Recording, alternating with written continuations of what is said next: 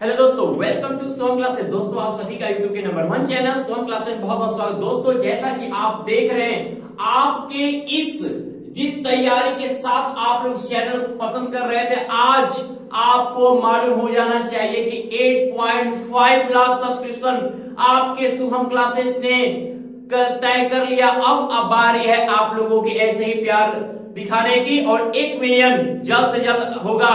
इसके लिए बहुत बहुत आप सबके इस प्यार के लिए बहुत बहुत आपको धन्यवाद। तो चलिए बात कर लेते हैं। अब इस खुशी में आपके सामने हम लेकर आए आपके पिछले 3 इयर्स के हल के साथ आपका ग्रामर पोर्शन, यानी आपका क्लास 12 के विद्यार्थी। अब आपका शुरू हो रहा है एकदम पूरे सीक्वेंस वाइज हम चलेंगे आपका ग्रामर पोर्शन।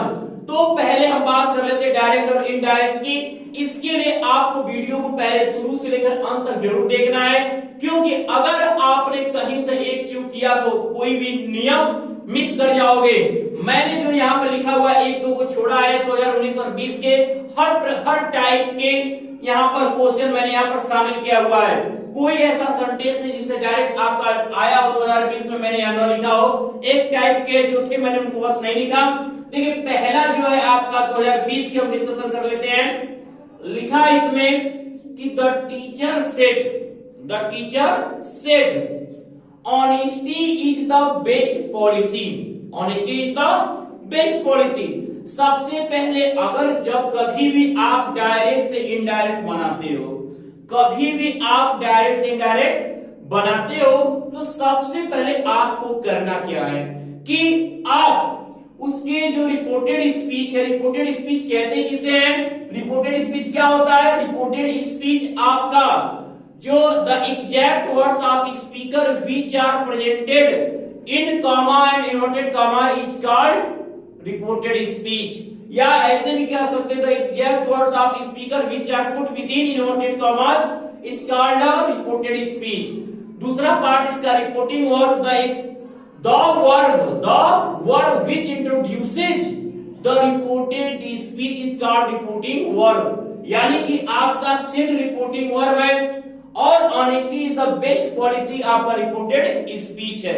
इस बात का हमेशा ध्यान दीजिएगा, जो इन्वर्टेड कॉमा के बाद जो वर्ब है वही रिपोर्टिंग वर्ब है। बाकी आप इस पूरे को कहने की गलती न करिएगा।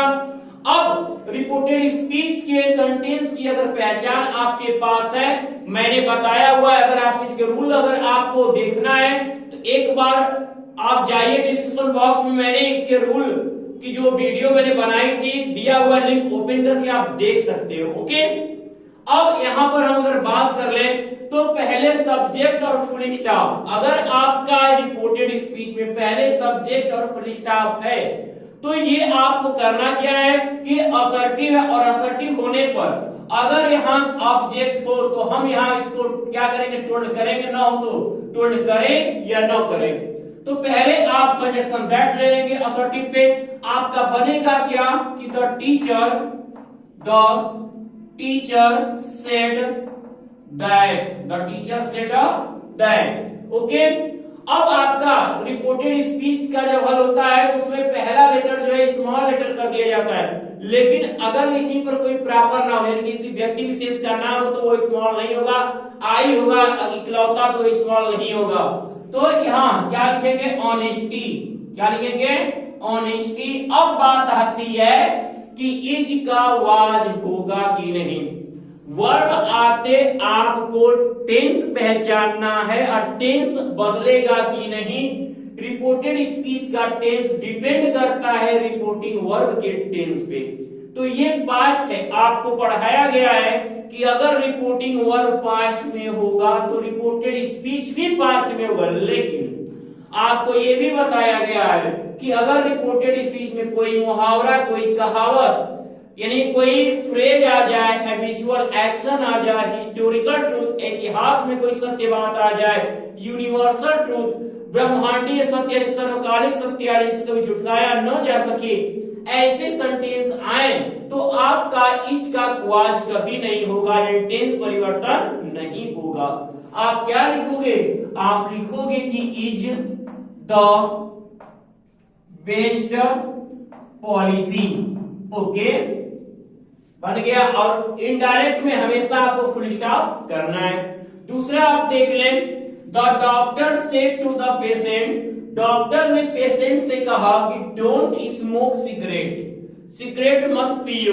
तो अब आप उसे, मैं बार बार कह रहा हूं, रिपोर्टेड स्पीच का सेंटेंस पहचानिए। मैंने पढ़ाया कि अगर डोंट आए या प्लीज आए, उसके बाद मेन वर्ब का फर्स्ट फॉर्म दिखकर फुल स्टॉप दिखे और सब्जेक्ट न हो, तो वहां पे असर्टिव, सब्जेक्ट था और फुल स्टॉप था तो असर्टिव आपने लिया।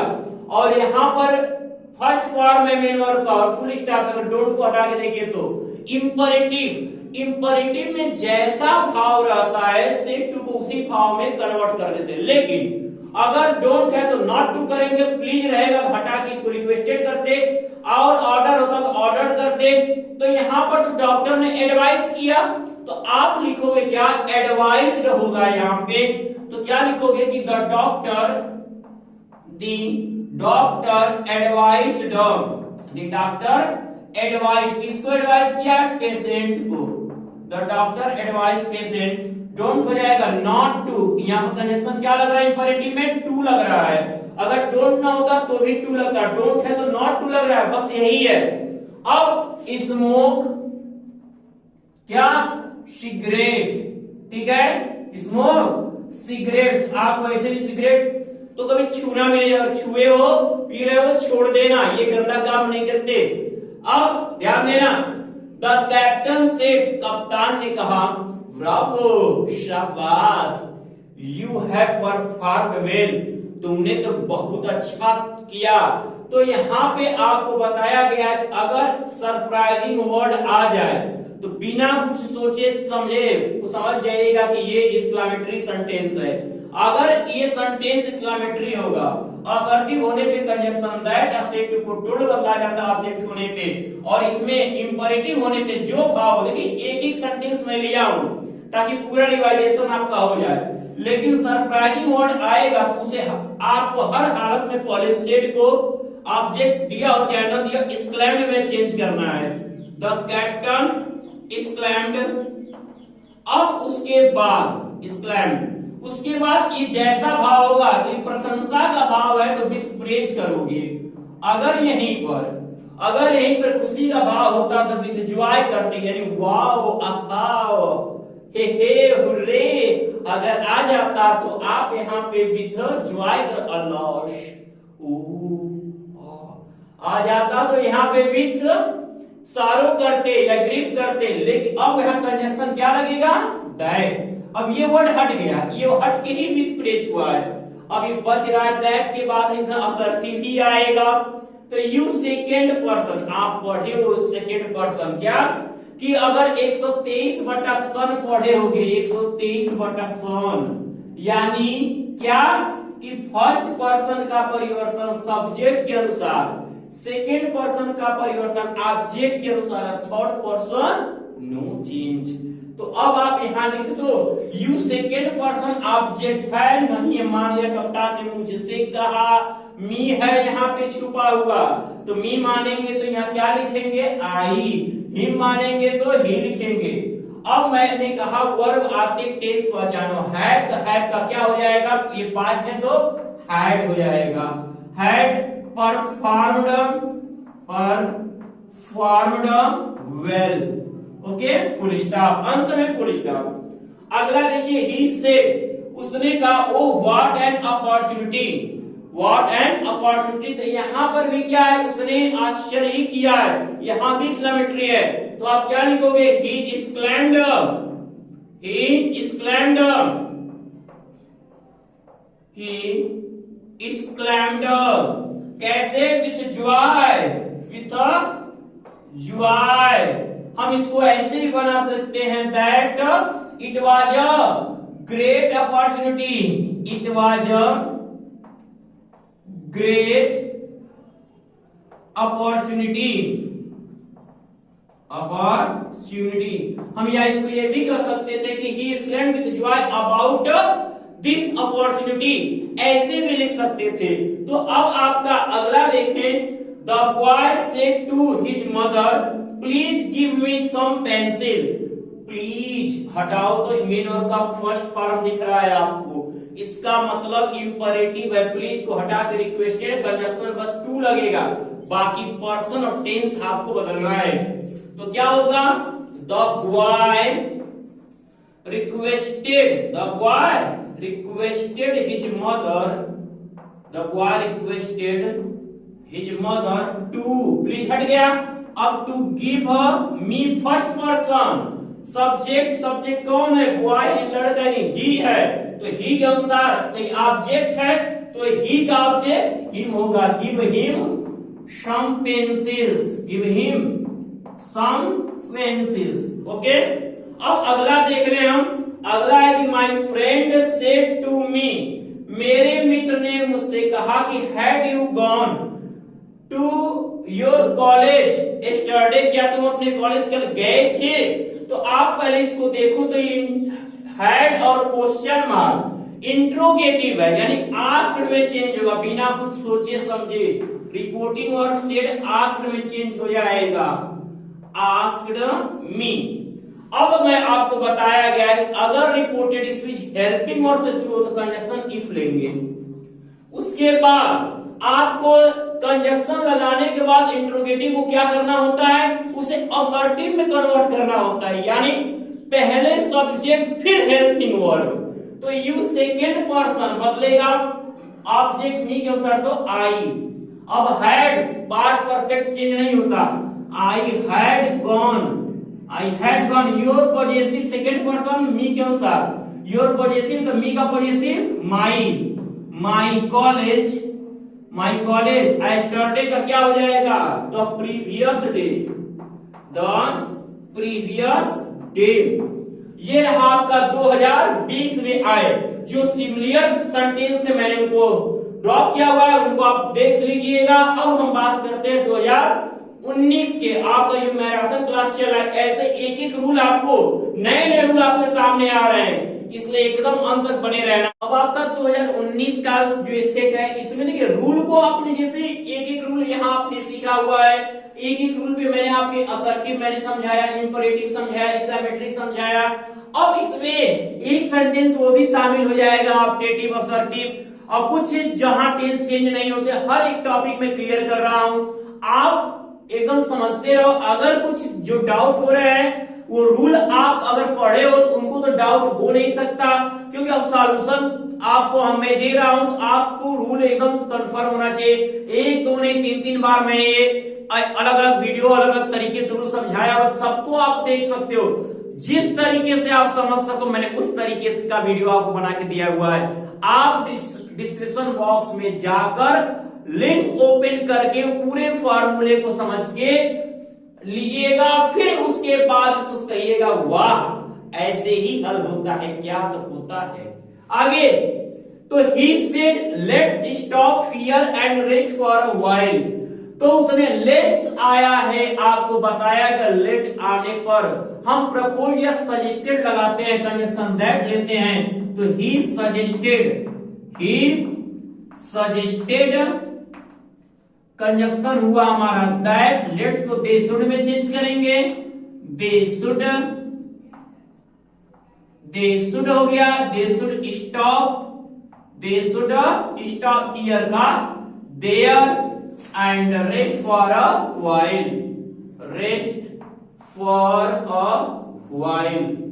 Full stop.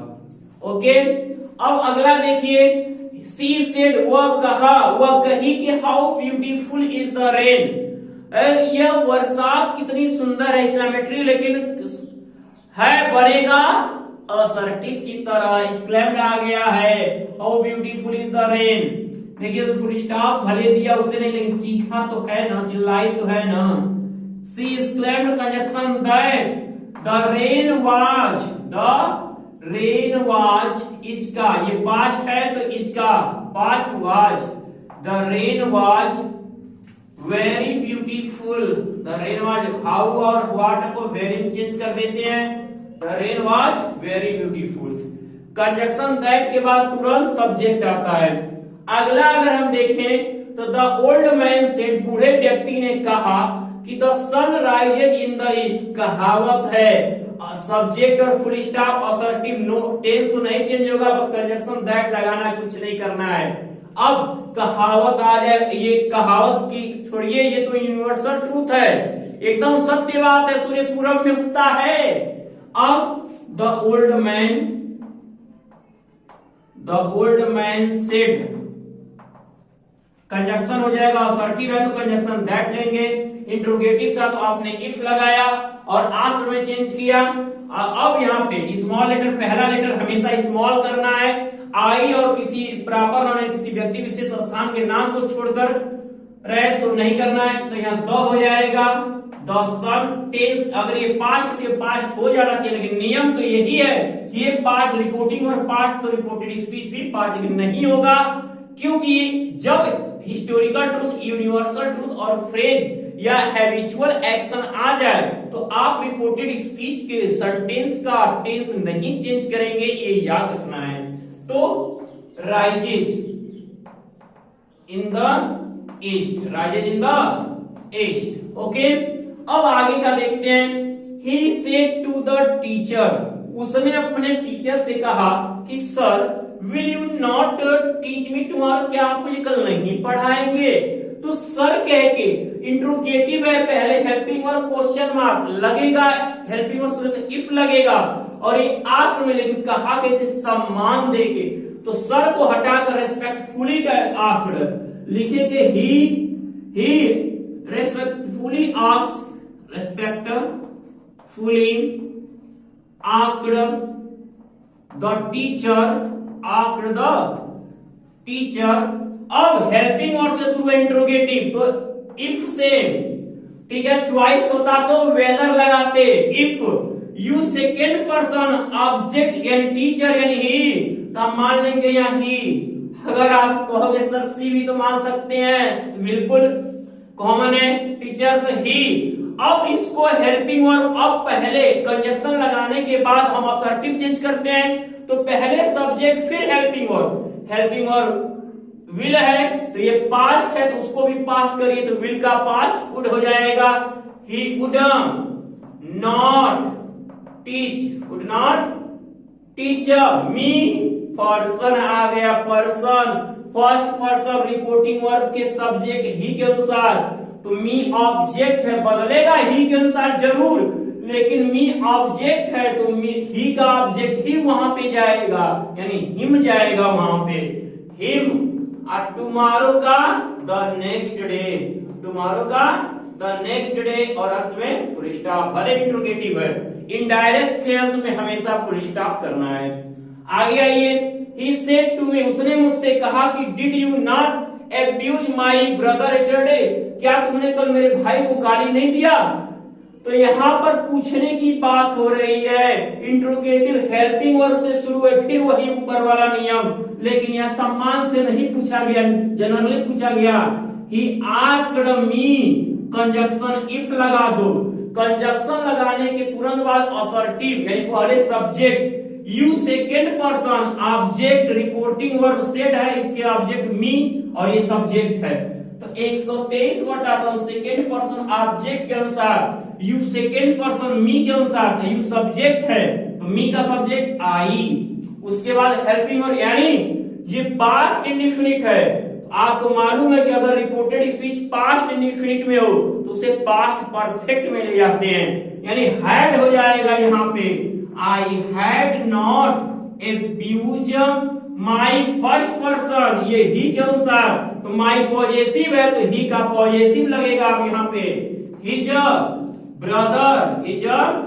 ब्रदर यस्टरडे का द प्रीवियस डे या द लास्ट डे भी लिख सकते हो आप, अंत में फुल स्टॉप देना है, ओके।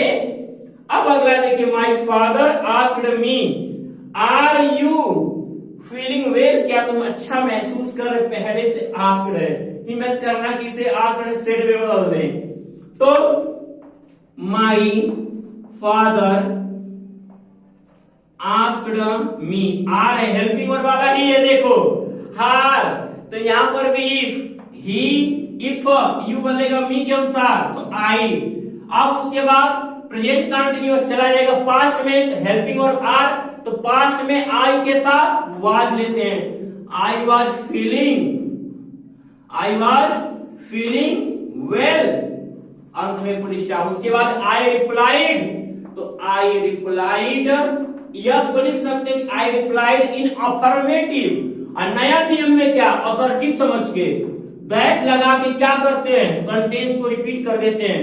आई वाज मतलब कि हाँ मैं अच्छा महसूस कर रहा हूं, निगेटिव आई वाज नॉट हो जाता।